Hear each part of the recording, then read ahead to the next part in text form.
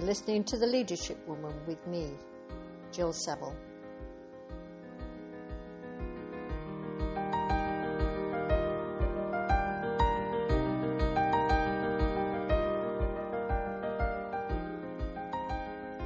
And if you think that it all sounds a little bit echoey here, then I have to say that at the moment, I'm in a house that I would say is 75% empty.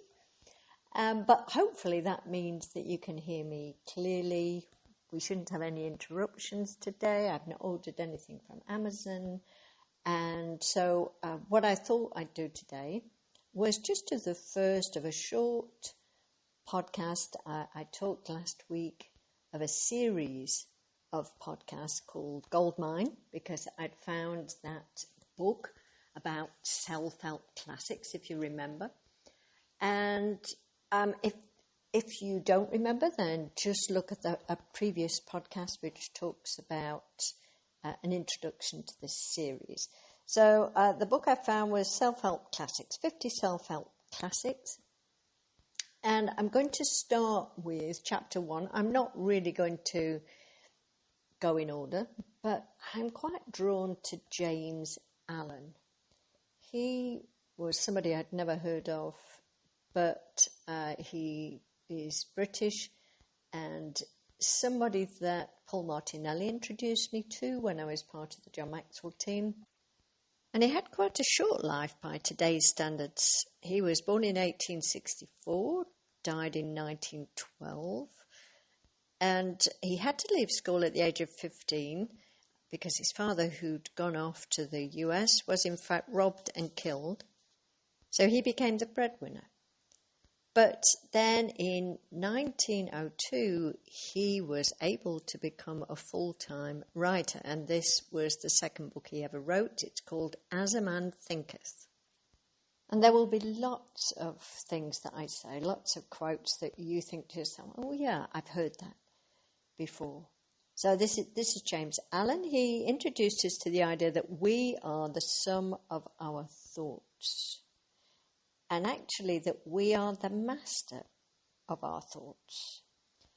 The quote is, you are the master of your thoughts, you're the moulder of your character, and maker and shaper of your condition, environment, and destiny.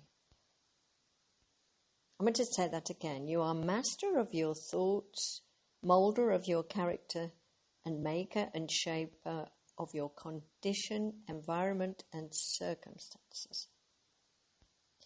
So I'm hoping that landed, and you can see why I would be drawn to it, because what I do today is work with people to try to help them to change their thoughts so that they can in turn change their actions and in turn change their results.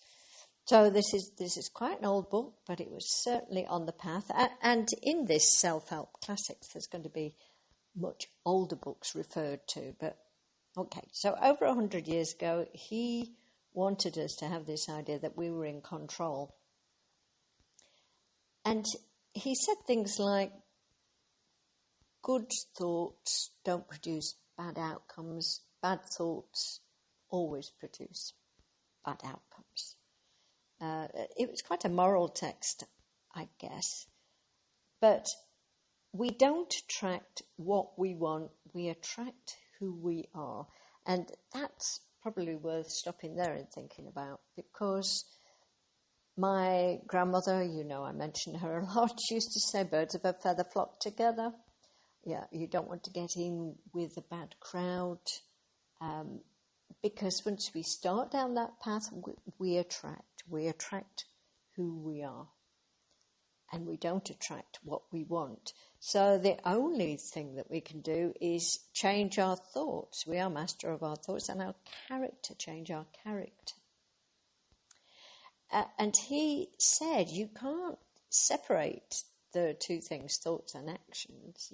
You can't think one way and act another. It comes out of you what you think. Paul Martinelli was the person, as I said, that introduced me to this book. And he used to say, where your focus goes, your energy flows. It's quite a nice short one that you can remember. Where your focus goes, your energy flows. So if you start to think about all the things that could go wrong, then that's where your energy goes, and you start to get stressed and uptight about everything else. Whereas if you could focus on what could go right, focus on doing the good things, then that is where your energy will go. So I hope that you're getting the idea that we can change our circumstances. We can change our lives, but it comes with work on ourselves. All of the coaches out there will already know this. Many people, well, I would say everybody who comes to coaching want to change their circumstances. But James Allen says most of us are anxious to improve our circumstances, but are unwilling to improve ourselves. So the mental work that we need to do is something that we are reluctant to do. It takes repetition, it takes time, it takes effort, just like going to the gym for physical exercise. Alan talks about people who you see, and you can think of people now, can't you, who are calm, relaxed and purposeful, and they seem as if they were born like that. But he says actually it's usually as a result of developing this self-control. So if we want to become calm and relaxed and purposeful, we have to do the work. Circumstances do not make a person, they reveal him. Now, I make no apology for doing the quote exactly. He did say him.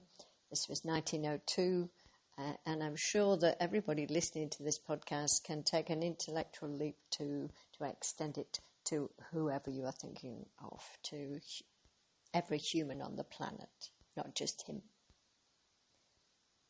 Listening to all of these quotes, then, you're thinking, yes, Jill, we know this.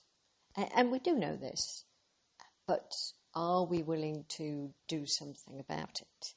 The sobering thought in this book, of course, is that we have no one else to blame. If we are master of our thoughts, if we can do something about it, then we do have no one else to blame. But at the same time, the positive for me is that if we put in the work, we can control our thoughts, we can become calm, relaxed and purposeful.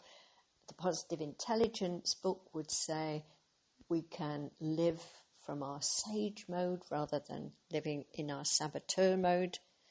So we can control our thoughts and our actions and therefore our results. So I'm going to leave it there. You can choose to read As a Man Thinketh, and I believe that because it is so old, you can get copies from the internet for free. They're no longer under copyright. And the actual title, I believe, is from the Bible. As a man thinketh, so he is. So we are the sum of our thoughts. So if we have good thoughts, we will all turn into good human beings.